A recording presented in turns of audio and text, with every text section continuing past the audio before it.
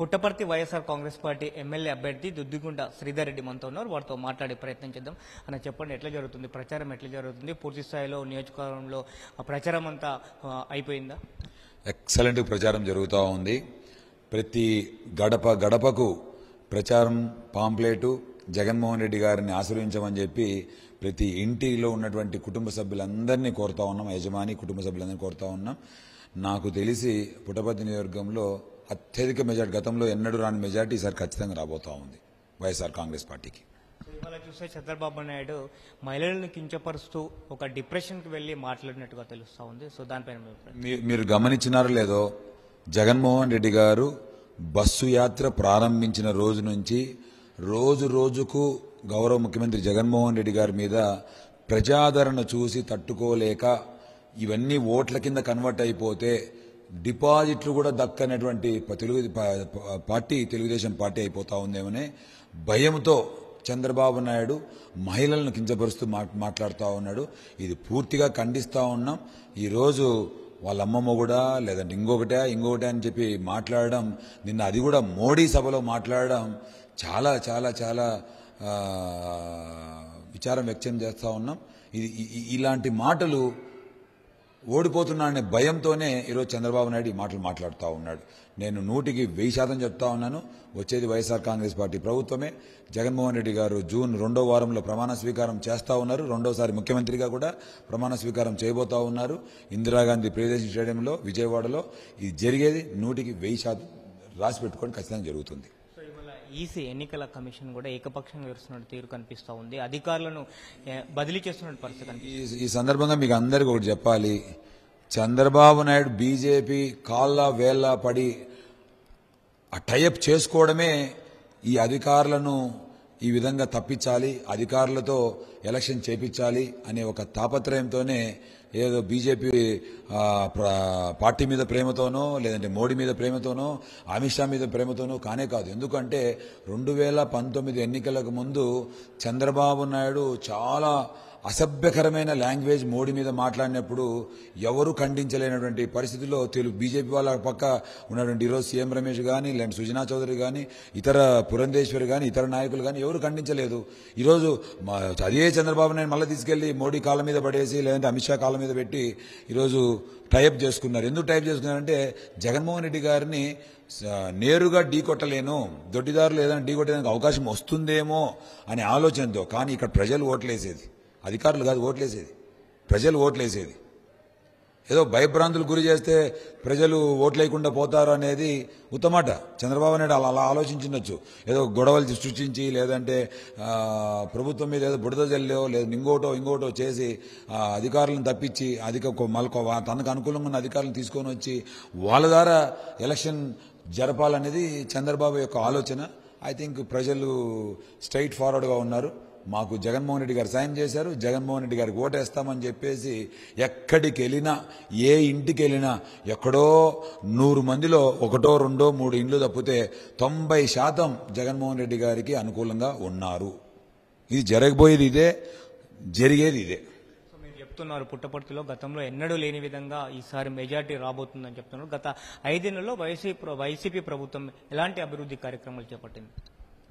YSR Congress party ఎమ్మెల్యేగా 2019లో గెలిచిన తర్వాత జగన్మోహన్ రెడ్డి గారి ఆశీస్సులతో మా నియోజకవర్గంలో బ్రహ్మాండమైన అభివృద్ధి జరగడం జరిగింది. మొట్టమొదటి ఏంటంటే సత్యసాయి జిల్లా ఎన్నో ఏండ్ల తరబడి ప్రయత్నం చేసి బాబా ఉన్న సమయంలో కూడా దీని మీద కేంద్ర ప్రభుత్వంతో డిస్కస్ చేసి అప్పుడు ఉన్నటువంటి ప్రణబ్ ముఖర్జీతో కూడా డిస్కస్ చేసినటువంటి ఏదైతే జిల్లా కావాలని చెప్పేసి డిస్కస్ చేసినటువంటి దీన్ని కూడా ఈరోజు బాబా యొక్క చిరకాల వాంఛను నెరవేర్చానని ఒక సంతృప్తి జగన్మోహన్ రెడ్డి గారి ఆశీస్సులతో నెరవేరిందనే సంతృప్తి ఈరోజు మాకు బ్రహ్మాండంగా ఉంది. ఇక్కడ ఉన్నటువంటి ప్రజలందరూ గమనిస్తూ ఉన్నారు.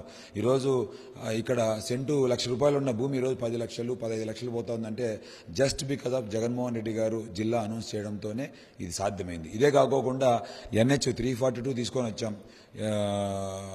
మన ముదుగుబ్బు దగ్గర నుంచి అప్ టు కోడూరు వరకు 1750 కోట్ల రూపాయలతో నేషనల్ హైవే తీసుకొని వచ్చాం. దానివలన ఎన్నో ఏళ్ల తరబడి వెనకబడినటువంటి మండలాలు, బుక్కపట్నం మండలం, పుట్టపర్తి రూరల్ మండలం, అదేవిధంగా కొత్త చెరువులోని కొంత ప్రాంతం కనెక్టివిటీ ఏర్పడుతూ మనకు ఈ ప్రాంతానికి ఎస్పెషలీ ఇతర ప్రాంతాల నుంచి డివోటీస్ వచ్చేదానికి కూడా మనకు అవకాశం ఏర్పడుతూ ఉంది. ఎందుకంటే బెంగళూరు నుంచి, ఇతర రాష్ట్రాల నుంచి, ఇతర దేశాల నుంచి వచ్చే డివోటీసు we are showing our country's pride to the other countries' devotees. అలాంటి పరిస్థితుల్లో ఈరోజు 10 సంవత్సరాలు మంత్రిగా ఉండి, 10 సంవత్సరాలు ఎమ్మెల్యేగా ఉండి, 3 సంవత్సరాలు మంత్రిగా ఉన్నటువంటి పల్లె రఘునాథ్ రెడ్డి ఏ కార్యక్రమం కూడా చేయలేకపోయాడు. ఈరోజు మేము వచ్చిన తర్వాత ఇది పూర్తి స్థాయిలో నెరవేర్చాం. 1750 కోట్ల రూపాయల పనులు బ్రహ్మాండం జరుగుతున్నాయి.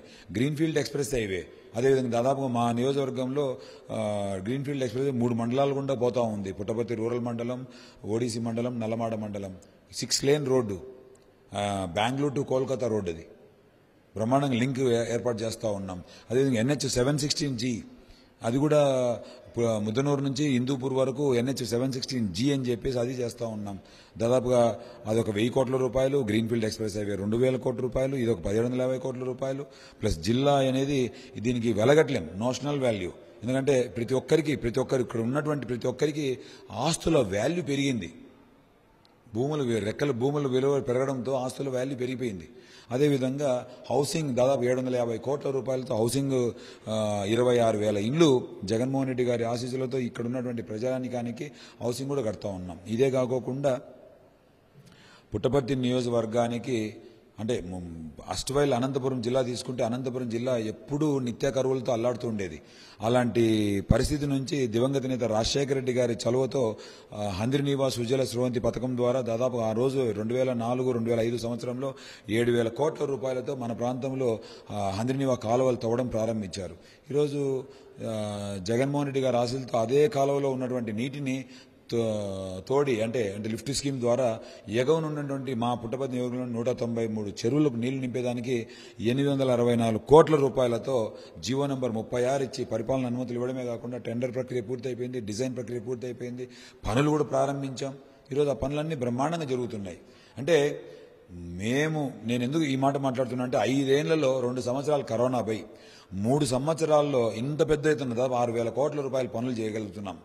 ఒక అనుభవం ఉన్నటువంటి వ్యక్తి అని చెప్పుకుంటే పల్లె రఘునాథ్ రెడ్డి దాదాపుగా 10 సంవత్సరాలు ఈ ప్రాంతంలో అంటే డీలిమిటేషన్ అయిన తర్వాత 2009 ముందు డీలిమిటేషన్ అయింది, 2007లో డీలిమిటేషన్ అయింది. 2009 ఎన్నికలప్పుడు పుట్టపర్తి నియోజకవర్గం నల్లమాడ ఓల్డ్ నియోజకవర్గం నుంచి 3 మండలాలు, గోరంట్ల నియోజకవర్గం నుంచి 3 మండలాలు కలిపి పుట్టపర్తి నియోజకవర్గం అయింది. 2009 నుంచి 2019 వరకు ఎమ్మెల్యేగా ఆయనే ఉన్నాడు. అందులో 3 సంవత్సరాలు మంత్రి, 2 సంవత్సరాలు విప్పు. ఒక్కటంటే ఒక్కటి శాశ్వతమైన పని, చెప్పుకుండే పని ఏది చేయలేదు, ఒక్కటి కూడా చేయలేదు.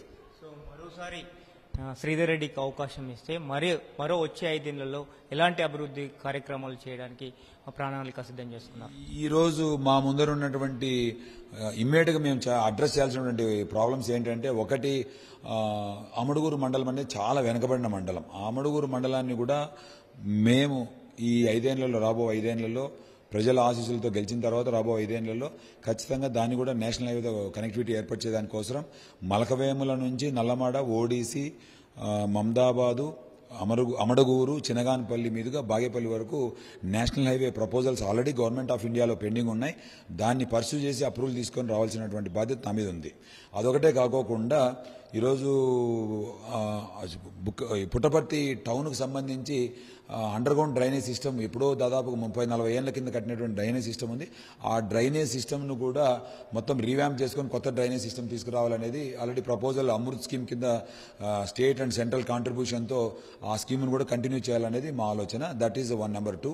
నెంబర్ 3 వచ్చేసి ఎయిర్పోర్ట్ ఏదైతే విమానాశ్రయం ఉందో ఆ విమానాశ్రయాన్ని కూడా కమర్షియల్ ఫ్లైట్స్ రన్ చేసేదానికి ఖచ్చితంగా ఈ 5 ఇయర్స్లో ఖచ్చితంగా పూర్తి చేసి కమర్షియల్ ఫ్లైట్స్ రన్ చేపిస్తాను ఇక్కడ నుంచి, పుట్టపర్తి నుంచి.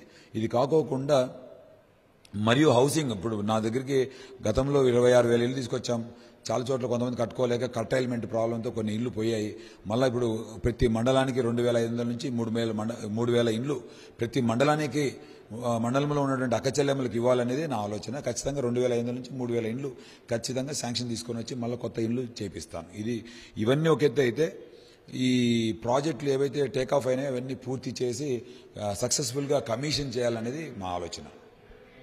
Thank you so much. ఇది పుట్టపర్తి నియోజకవర్గంలో మరోసారి వైఎస్ఆర్ కాంగ్రెస్ పార్టీ విజయం సాధిస్తుందని చెప్తా ఉన్నారు. సో మరోసారి వైసీపీ ప్రభుత్వం ఏర్పడబోతుందని, అలాగే ఆ పుట్టపర్తి నియోజకవర్గంలో ఇప్పటికే అన్ని రకాలుగా నేషనల్ హైవేలు తీసుకురావడం జరిగిందని చెప్తున్నారు. గతంలో ఆ పుట్టపర్తిలో ఉన్నటువంటి పల్లె రఘునాథ్ రెడ్డి తెలుగుదేశం పార్టీకి సంబంధించినటువంటి ఎమ్మెల్యేగా మంత్రిగా పనిచేసినప్పటికీ కూడా ఇలాంటి అభివృద్ధి కార్యక్రమాలు చేపట్టలేదని చెప్తున్నారు. అలాగే ఏదైతే చంద్రబాబు నాయుడు వ్యాఖ్యలు ఉన్నాయో సో వాటిని తీవ్రంగా వ్యతిరేకిస్తున్నారు. ఎలక్షన్ కమిషన్ అధికారులను మాత్రమే మార్చవచ్చు కానీ ఓటర్లను మార్చలేదు అని చెప్తున్నారు. ఓట్లేసేది ఓటర్లు అని చెప్తున్నారు. ఓటర్లందరూ కూడా వైసీపీ ప్రభుత్వం వైపే అలాగే జగన్ వైపే ఉన్నారంటున్నారు.